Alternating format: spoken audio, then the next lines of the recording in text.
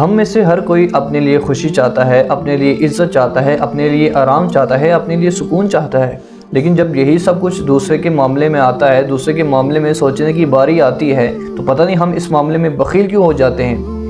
ہم سوچتے ہیں کہ اگر ہم خوش ہیں تو دوسرے بندے کو خوش نہیں ہونا چاہیے، وہ کسی پریشانی میں ہونے چاہیے، کسی نہ کسی مسائل کا شکار ہونا چاہیے، صرف ہم ہی خوش ہوں۔ لیکن اصل مومن یہ نہیں ہے۔ کامل مومن کی نشانی یہی ہے کہ آپ جو اپنے لیے پسند کریں وہی دوسروں کے لیے۔ حدیث پاک بخاری مسلم دونوں میں ہے، حضور فرماتے ہیں کہ تم میں سے کوئی شخص اس وقت تک کامل مومن نہیں ہو سکتا جب تک وہ اپنے بھائی کے لیے وہی پسند نہ کرے جو اپنے لیے پسند کرتا ہے۔